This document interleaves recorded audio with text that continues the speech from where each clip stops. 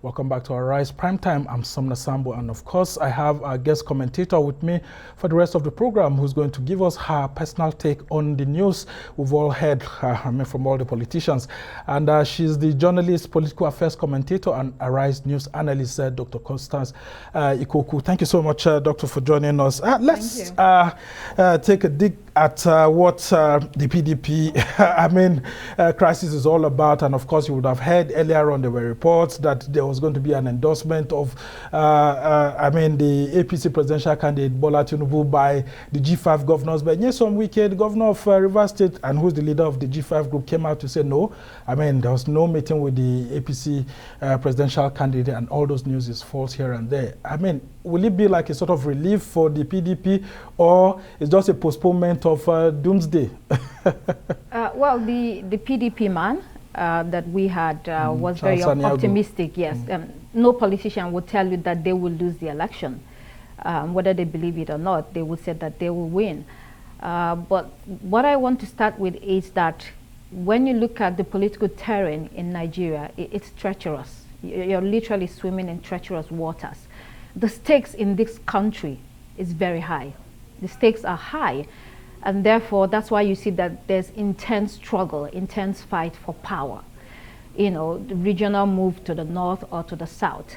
And when he says that the PDP, what the PDP governors did in 2015 is different from now, no, it's similar.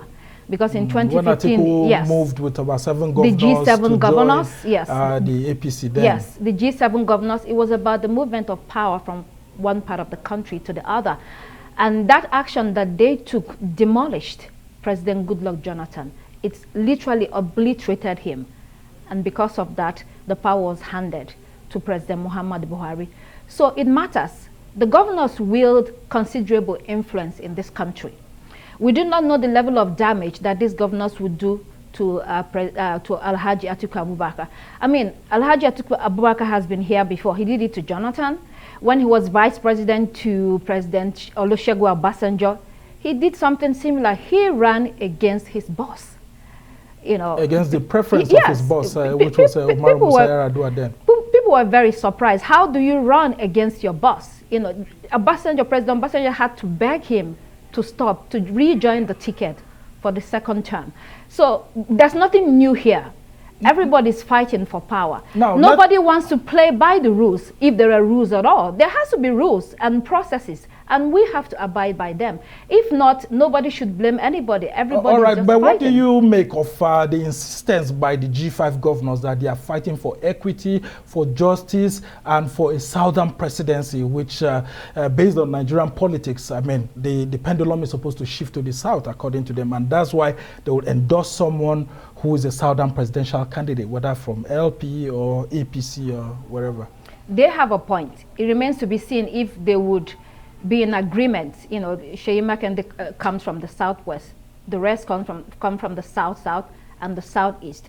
But they have a point, because in this country, we're not mature yet to run the presidency solely by merit. So there is some sort of political arrangement that we need until we get to a stage or such a time that anybody can run based on their credentials. And it doesn't have to do with religion, it doesn't have to do with ethnicity, it doesn't have to do with where you come from. That political arrangement is very important, but if you decide to do away with it at the presidential level, then you have to do away with it at every level in the country, every sector. We talk about quota system, we're doing that. We talk about the education system, we do quota. If some students score high in JAM, they cannot get admission. Some students from other parts of the country that are regarded as less privileged score very low, and they get into university. So if you want to obliterate that, start on a new page, then it has to be done in every part of the country. It has to be done at every level. But as you can see, we're not mature for that yet. So it's a delicate balancing we have to do until we get to that point. Now, very quickly to the last one that we talked about, reverse politics, and of course how the opposition parties are crying foul that Governor Nyesom Wike and his State Executive Council are just slapping all sorts of laws upon them and stopping them from campaigning, attacks on SDP, Accord, and other party leaders. What do you make of that? It is unfortunate.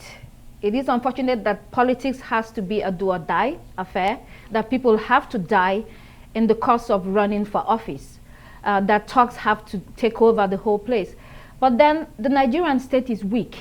You can see that with all the security challenges that we are facing and how we are unable to manage all of that. I said it yesterday. There is no country that can sustain this amount of aggression, security-wise, on all flanks. It's like it's everywhere. Yeah, but shouldn't the Inspector General of Police be doing more to provide cover for these opposition groups if it's been pretty difficult for them to be able to campaign? I mean, in a state being controlled by PDP. Yes, it should be doing more. Do you have enough policemen to do that? How many policemen do you have in the country? All right. Do you understand what I'm saying? So these things are very difficult, but we are hoping that if politicians decide that we have to do the right thing, you know, Nyesom Wike is Nyesom Wike. What he's doing is not surprising to anybody. It doesn't mean that it's right. The opposition should be allowed to run for office without intimidation, without aggression and attack on their offices. We must thank you so much, Dr. Constance Ikokwu, for helping us to provide this analysis. And it's so sad to know that even in Rivers State, there's a division within the PDP itself where they are fighting each other here and there. Well, that's how it's been for this edition of Arise Prime Time. Do join us again tomorrow. From me and the entire team here in Abuja, goodbye and thank you for watching. I'm Somna Sambo.